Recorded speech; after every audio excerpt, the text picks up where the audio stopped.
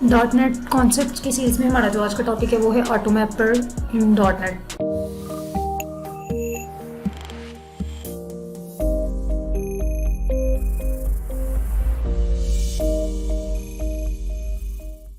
First of all mapping हम किस लिए यूज़ करते हैं। मेरे पास दो टाइप के ऑब्जेक्ट हैं और मैंने एक टाइप के ऑब्जेक्ट को दूसरे टाइप के ऑब्जेक्ट में कन्वर्ट करना होता है, हम इसके लिए मैपिंग यूज़ करते हैं। और मेरे पास इसके लिए दो वेज होते हैं, एक होता है मैनुअल मैपिंग और एक होता है ऑटो मैपिंग।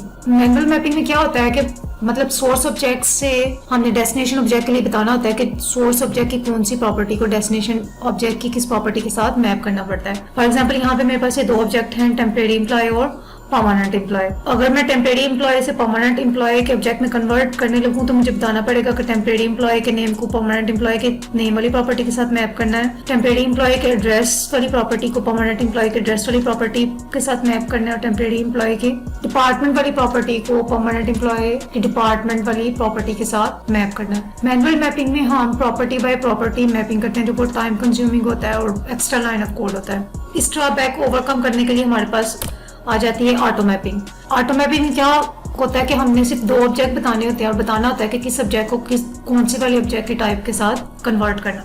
अब हम देख लेते हैं कि ऑटो मैपिंग डॉट नेट में किस तरह से पॉसिबल। ऑटो मैपिंग के लिए हमें एक object to object oriented library होती है ऑटो मैपर के नाम से, ये लाइब्रेरी इंस्टॉल करनी है। उसके बाद इसकी कॉन्फ़िगरेशन किस तरह से होती है कि हमने एक कंस्ट्रक्टर क्रिएट करना होता है ऑटो कॉन्फ़िगरेशन का, उस कंस्ट्रक्टर से हमने मैपर क्रिएट करना होता है और उस मैपर से हमने उसको दो ऑब्जेक्ट दे देने होते हैं, उसको बता देना होता है कि कौन से वाले ऑब्जेक्ट को किस ऑब्जेक्ट में कन्वर्ट करना। अब हम स्टेप बाय स्टेप देख लेते हैं कि हम ऑटो मैपिंग किस तरह से कर सकते हैं। यहाँ पे अगर मैं देखूँ तो यहाँ पे मैनुअल मैपिंग किस तरह से होगी कि मैंने एक ऑब्जेक्ट क्रिएट किया है टेम्परेरी एम्प्लॉय का, अब मैं उसको परमानेंट एम्प्लॉय के ऑब्जेक्ट के साथ कन्वर्ट करने लगी हूँ तो मुझे उसकी हर प्रॉपर्टी के लिए बताना पड़ा कि टेम्परेरी एम्प्लॉय की किस प्रॉपर्टी को परमानेंट एम्प्लॉय की किस प्रॉपर्टी के साथ मैप करना है। मुझे बताना पड़ा कि टेम्परेरी एम्प्लॉय के नेम को परमानेंट एम्प्लॉय के नेम वाली प्रॉपर्टी के साथ मैप कर दो, टेम्परेरी एम्प्लॉय के फोन नंबर को परमानेंट एम्प्लॉय के फोन नंबर के साथ मैप कर दो, टेम्परेरी एम्प्लॉय के डिपार्टमेंट को परमानेंट एम्प्लॉय के डिपार्टमेंट वाली प्रॉपर्टी के साथ मैप कर दो। अब ये लाइन ऑफ कोड रिमूव हो सकता है अगर मैं ऑटो मैपिंग यूज करूँ।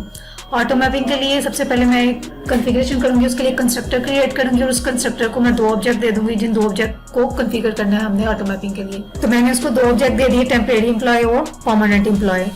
जो लेफ्ट साइड पे होता है वो देते हैं जिससे कन्वर्ट करना हो और जिसमें कन्वर्ट करना हो वो राइट साइड पे देते हैं। नेक्स्ट मैंने क्या किया, एक मैपर क्रिएट किया और उस मैपर को हमने एक ऑब्जेक्ट दे दिया टेम्परेरी एम्प्लॉय का।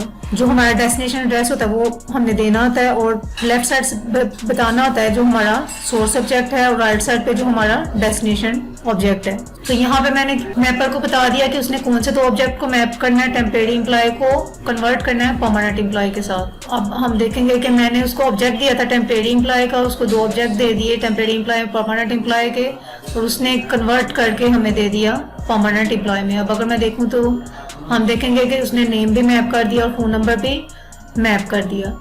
मैंने ना उसके नेम वाली प्रॉपर्टी को मैप किया ना ही फोन नंबर वाली प्रॉपर्टी को मैप किया। उसने सिंपली क्या किया, मैंने दो ऑब्जेक्ट दिए और दो ऑब्जेक्ट को बता दिया कि उसने कौन से वाले सोर्स ऑब्जेक्ट में कन्वर्ट होना है और उसने कन्वर्ट होकर उनकी जो सिमिलर प्रॉपर्टीज थी उनको मैप कर दिया। डॉट नेट कॉन्सेप्ट की सीरीज में नेक्स्ट मिलेंगे हम एक नए टॉपिक के साथ। Thank you.